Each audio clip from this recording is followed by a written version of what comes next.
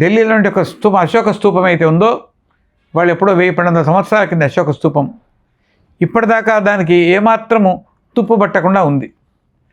ప్రపంచంలోని ఏ సైన్స్ ఇప్పటికీ దాన్ని కనుక్కునే ప్రయత్నం చేయకపోయింది, చేయలేదు కూడాను. అంతటి గొప్పటి అధ్యయనం జరిగింది. మన దగ్గర లోపించిపోయింది, మనం అధ్యయనం లేకపోవడం అధ్యయనం లోపించింది. కాబట్టి మన దగ్గర సమగ్రమైన అధ్యయనమే జరిగితే, అలాంటి తుప్పుపట్టని లోహాన్ని మనమే తయారు చేయగలిగితే, ఇవాళ ప్రపంచంలో భారతదేశపు సైన్స్ ఒక మోనార్క్గా చారిత్రకంగా నిలబడిపోతుంది కూడా. అట్లా మీరు అన్ని రంగాల్లో కానివ్వండి, వైద్యశాస్త్రంలో కూడా కొన్నింటికి రకరకాల మన వాళ్ళు చాలా గొప్ప ప్రయోగాలు చేశారు. అటువంటి సైన్స్ని కనుక్కోవాలంటే మూలంలోకి వెళ్ళగలగాలి చేశారు. అంటే మీరు నిర్మాణ రంగంలో కూడా చూడండి, ఇవాళ ఆధునిక శాస్త్రం ఎంత అంటున్నాం. నిర్మాణ రంగంలో మీరు ఎన్ని చేసేసినా అంతటి శాశ్వతమైన ప్రాతిపదికతో కడుతున్న కట్టడాల సంఖ్య మీకు కనిపించట్లేదు దాదాపుగా చెప్పాలంటే. సరే, దానికి మనం కారణము సైన్స్ ఎంత పెరిగిందో అంతకుమంది ఇట్లా అవినీతి పెరుగుతోంది అని అంటున్నారు మన వాళ్ళు.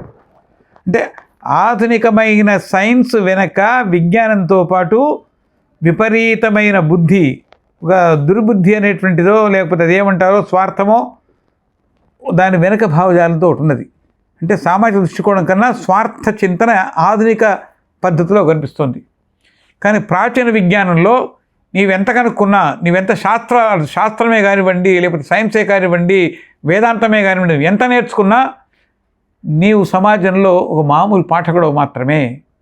సమాజానికి నీ శక్తిని మించి అందించాల్సిన అవసరం ఉంది అనే పాఠం మనకు ప్రాచీన శాస్త్రం అంతా చెప్తుంది. కాబట్టి నీవెంత నేర్చుకున్నా నీవే మహాజ్ఞానమే అహంకరించవకు. నీ గురించి నేను సంపాదిస్తున్నా అనుకోవద్దు.